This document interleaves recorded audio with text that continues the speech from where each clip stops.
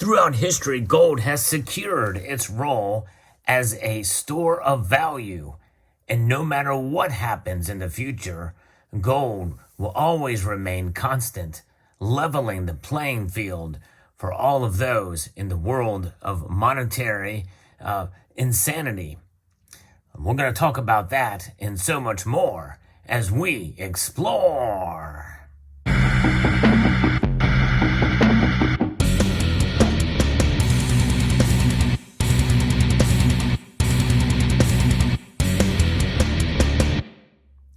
What is monetary insanity? Well, it's the exact opposite of what you see laid out before you here.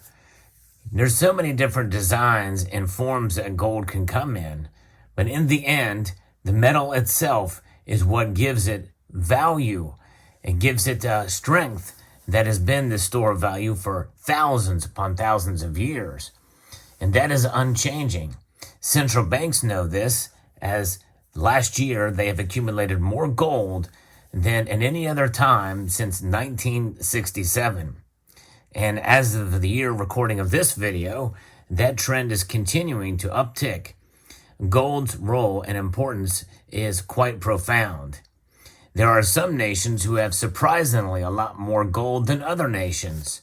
And I think those who hold the gold, well, they're going to be the ones that in the end will make the rules, because it levels the playing field.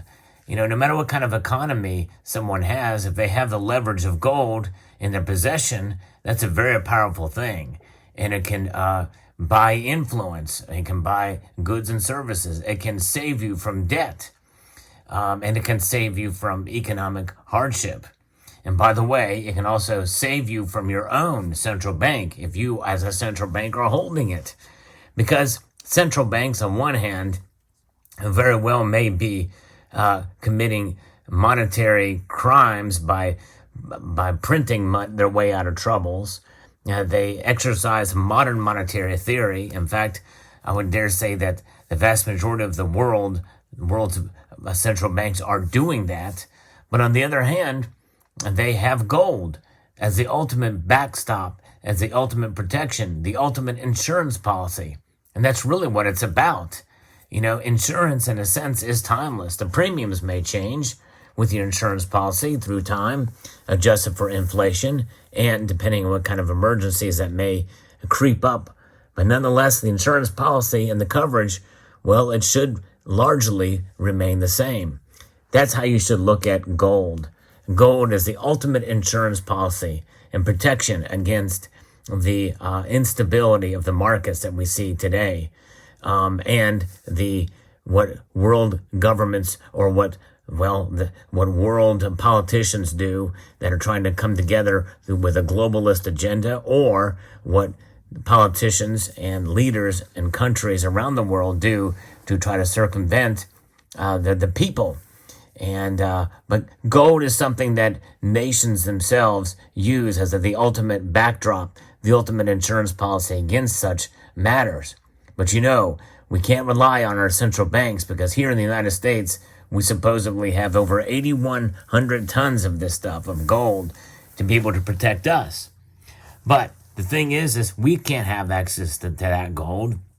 You know, there's no way that we can, and we should not rely on government, which is why we should be our own central bank and accumulate gold in possession for ourselves to protect us.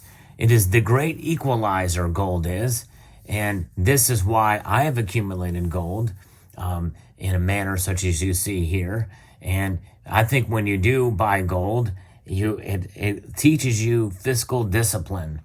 Saving up for a full ounce of gold is not easy to do. And over time, you will see it pay off the more of these ounces that you accumulate. But even if you get a tenth of an ounce, any given point in time, you know, every little bit helps when you buy gold. And I recently did a full stack video showcasing this gold among others in the collection. And I forgot about a piece that was in a box in deep storage, and then I pulled out, and this is the final piece of the full stack video in another video. This is just over a third of an ounce, almost maybe about almost a 0.4 ounces or something to that effect of gold from the National Bicentennial Series. They minted those in that size, and there's one that's 1.1 ounces. But nonetheless, gold is a store of value. Every little bit packs a lot of value in a very small space when you think about that.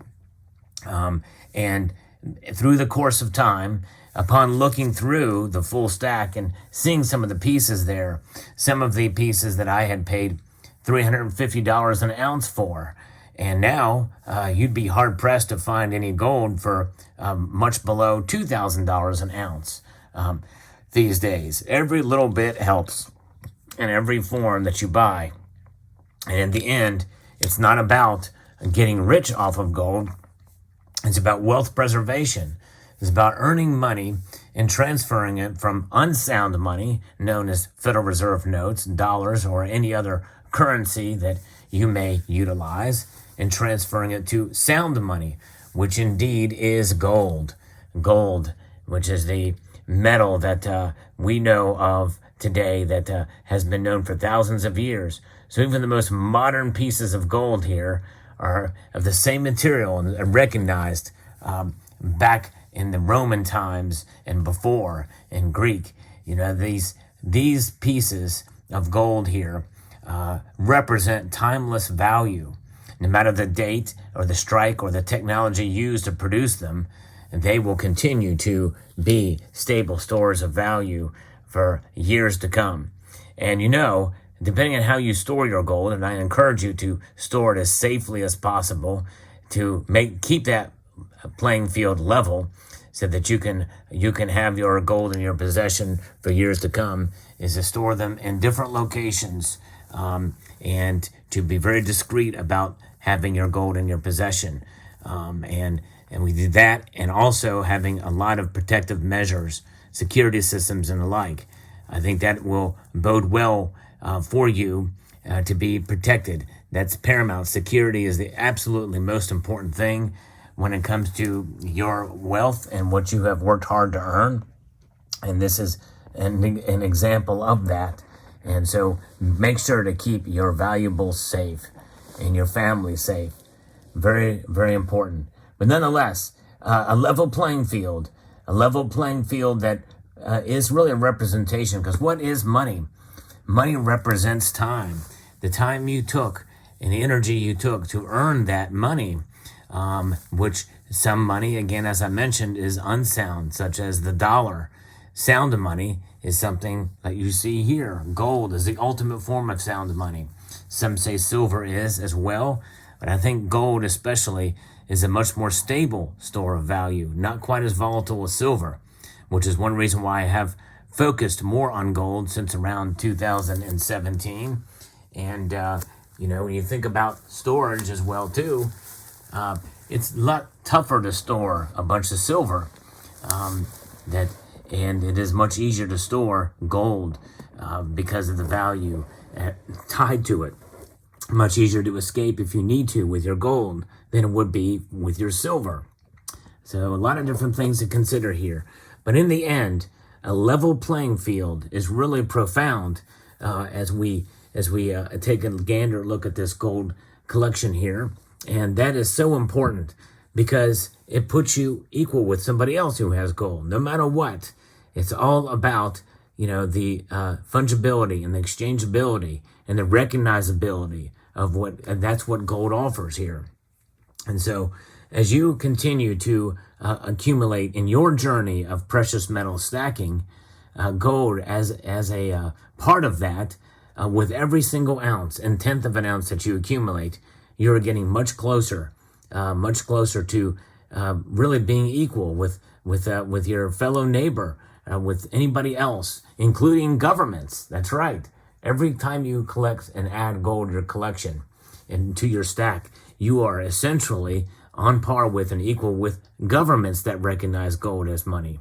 And so that's profound. And even if I only had a tenth of this, whatever's there is certainly equal to any other ounce anywhere else and somebody else could have.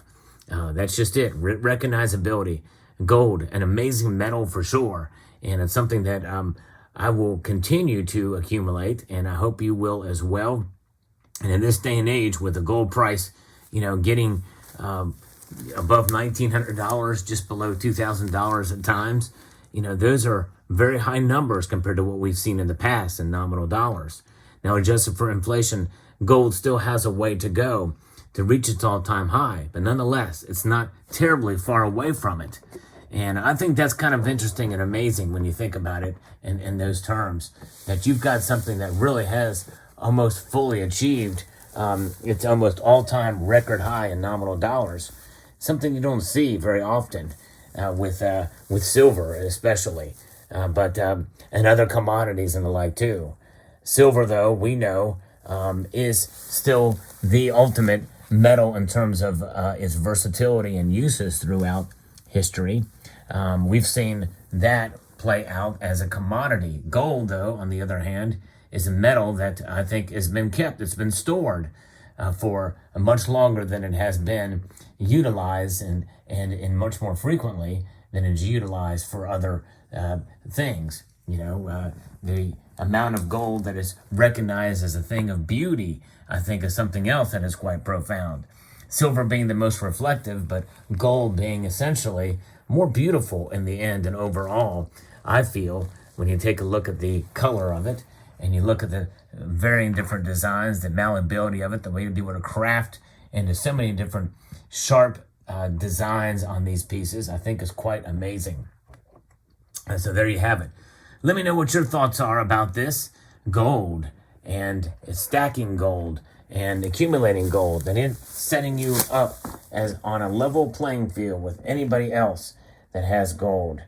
There you go. Let me know what your thoughts are. I'd like to extend a multitude of gratitude to each and every one of you for taking the time to watch, and to encourage you to please rate, share, comment, and subscribe.